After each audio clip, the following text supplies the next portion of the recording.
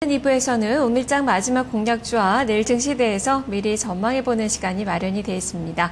먼저 수평계 투자 노하우부터 2부 시작합니다.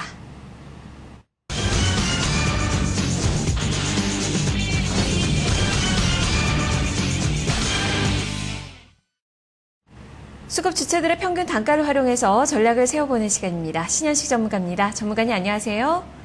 예, 안녕하세요. 네, 수급 상황 보겠습니다. 오늘도 외국인 투자가들의 매도세 연일 이어지고 있습니다. 11일째 매도고요. 지금 매도 규모가 좀 더 늘어나면서 유가증권 시장에서 1,857억 원가량의 매도가 출회가 되고 있습니다. 자, 어떤 종목을 매매하고 있는 건지 평균 단가 분석을 해주시지요. 예, 외국인들은 LG 디스플레이를 16만 7천 주 정도 매수를 하고 있고요. 그 다음에 이제 현대산업입니다. 현대산업은 11만 4천 주 정도 매수를 하고 있습니다. 그래서, 전체적으로 봤을 때 건설 섹터와 IT 섹터에서도 대장주인 SK 하이닉스보다는, 그동안에 못 올랐던 LG 디스플레이를 좀 매수를 해주는 모습이고요. LG 디스플레이 같은 경우에는 32,300원대 모건 스탠리, 메릴린치, 시티 창구를 이용해서 외국인의 매수가 좀 들어오고 있다 이렇게 좀 보시면 될 것 같고요. LG 디스플레이 같은 경우에는 이제 33,000원 정도까지는 좀 보유하셔도 크게 문제가 되지 않을까 이렇게 좀 보여지고요. 그 다음에 이제 현대산업 보겠습니다. 현대산업 같은 경우에는 오늘 이제 신정부의 경제정책이 발표가 되면서 오히려 빠지는 흐름이 좀 나타나고 있기 때문에 단기적으로 이제 볼리지밴드 상단선에서 좀 조정이 좀 들어오고 있기 때문에 매도 의견을 좀 드리고요. 외국인들이 오늘 이제 가장 매도를 많이 하고 있는 주식은 기아차입니다. 39만 8천 주. 그 다음에 미래산업을 31만 주. 우리금융을 30만 4천 주 정도, 매도를 하고 있고요. 기아차를 좀 보도록 하겠습니다.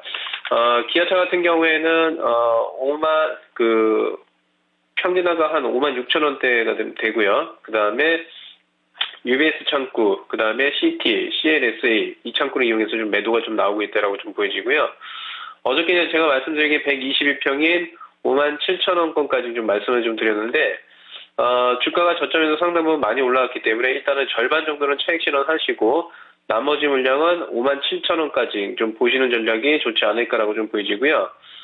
그 다음에 오늘 종가상에 5만 5,900원 라인대를 이탈하게 되면 조정이 5만 4,400원까지 좀 들어올 수 있기 때문에, 오늘 55,900원을 종가상에 지지하는지 여부는 좀 확인하자. 그리고 절반 비중 축소 의견을 좀 드리도록 하겠습니다. 네, 지금 현재 주가의 움직임이 상당히 좀 중요하다고 볼 수 있겠네요. 자, 그러면 기관 쪽에 매매 동향 보겠습니다. 오늘 기관 투자자들 오늘도 방어에 나서는 모습 아주 강하게 나오고 있습니다. 1,589억 원가량의 순매수고요. 자, 이 중에서 투신거 어제 대량의 매수를 보였는데 오늘 소폭의 매수에 그치고 있네요. 5억 원가량으로 집계가 되고 있습니다. 자, 어떤 종목을 사고 팔고 있는 건가요? 예, 투신권을 중심으로 해서는, 삼성중공업을 22만 4천 주 정도 매도를 하고 있고요. 그 다음에 대우조선해양을 4만 1천 주 정도 매도를 하고 있습니다. 그래서, 조선 섹터 위주로 좀 매도가 좀 나오고 있다라고 좀 보여지고요. 삼성중공업을 좀 보도록 하겠습니다. 34,900원대 한양 창구를 이용해서의 투신권의 매도세가 좀 나오고 있다라고 좀 보여지고요. 단기적으로 이제 삼성중공업을 보유하신 분들은 좀 보유하셔야 돼요. 34,400원까지는 좀 빠질 수 있지만 기술적 반등이 36,000원까지는 반등이 좀 나올 수 있기 때문에 36,000원 반등 시 매도 의견을 좀 드리도록 하고요. 자, 매수하는 주식입니다. 매수하는 주식은 메리츠 종금증권을 매수를 하고 있다 이렇게 좀 보여지고요. 평균 매수 단가는 1,410원 정도 되고요. 삼성창구를 이용해서의 매수세가 좀 들어오고 있다 이렇게 좀 보여지고요. 16만 8천 주 정도 매수세가 좀 들어옵니다. 단기적으로 추세가 이제 볼리저밴드 하단선 라인대에서 지지가 되고 있고요. 단기적으로 1,450원, 60원까지는 좀 반등이 좀 나오지 않을까. 그래서 보유 의견을 좀 드리도록 하겠습니다. 네. 메리츠종금증권 지금 배당락으로 주가가 많이 급락하는 그 모습이 연출이 되고 있는데요. 보유 의견이 제시가 됐네요. 자, 연기금 쪽에 움직임 보겠습니다. 연기금 투자자들 연일 매수입니다. 오늘까지 7일 연속에 매수에 들어오면서 114억 원을 사고 있는데요. 어떤 종목이 좀 특징이 있는지 종목들의 흐름들 살펴주시죠. 예, 연기금을 중심으로 해서 메리츠종금증권 방금 얘기했던 주식을 한 6만 2천 주 정도 좀 매수를 하고 있기 때문에 2등 중에 한솔 CSN을 좀 보겠습니다. 한솔 CSN 같은 경우에는 62,000주 정도 좀 매수가 좀 들어오고 있고요. 창구는 신한금융창구가 좀 되지 않을까 이렇게 좀 보여지고요. 한솔 CSN 같은 경우 전고점이 4,470원까지는 좀 보유하셔도 크게 뭐 문제가 되지 않는다라고 좀 보여지고요. 그 다음에 연기금이 11시 구간대에서 가장 매수를 많이 했던 삼성물산도 한번 좀 보겠습니다. 삼성물산 같은 경우에는 오늘 지금 현재 구간대에서 35,000주 정도 좀 매수를 하고 있고요. 평균 단가는 68,300원대 동부 창구를 이용해서의 매수가 좀 들어오고 있다라고 좀 보여집니다. 다시 한번 이제 69,000원권까지 올라오게 되면 비중을 축소하는 전략이 좋지 않을까. 그래서 일단은 보유 견을 좀 드리도록 하고요.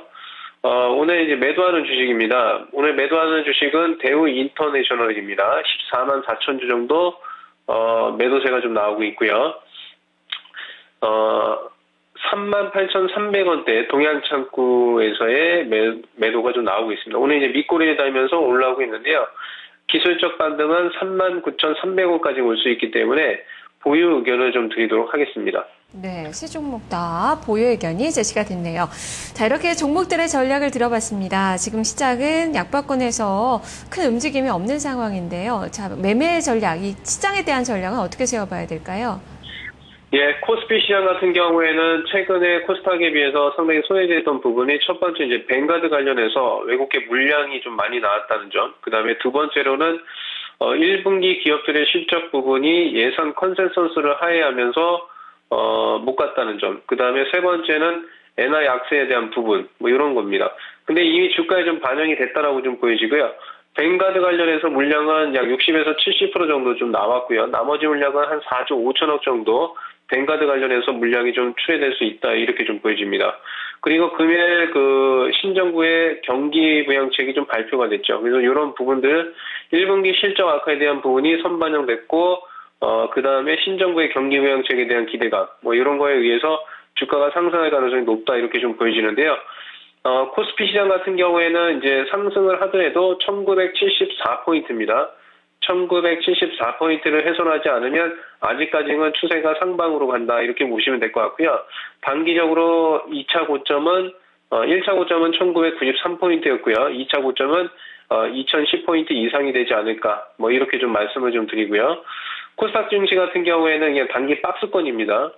555에서 21선, 546 사이에서의 단기 박스권 전략. 그래서 만약에 이제 다시 한번 치고 올라간다라고 하면 555포인트에서는 비중을 축소하는 전략이 좋을 것으로 보여집니다.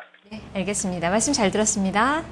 예, 감사합니다. 네, 코스닥은 555포인트 선, 지금의 지수대가 중요하다. 여기를 중심으로 이제 박스권의 움직임 예상을 하고 있고요. 유가증권시장은 2100포인트 선까지 홀딩의 의견이 제시가 됐습니다. 오늘 관심 많이 모았었던 정부의 경기 부양책이 발표가 됐는데요. 하지만 추경은 발표가 되지가 않았습니다. 다음 달에 발표가 될 예정으로 시장에서는 윤곽은 나타나지는 않았지만 10조 원 이상으로 예상을 하고 있는 그 구간입니다. 수평계 투자 노하우 신현식 전문가와 함께했습니다.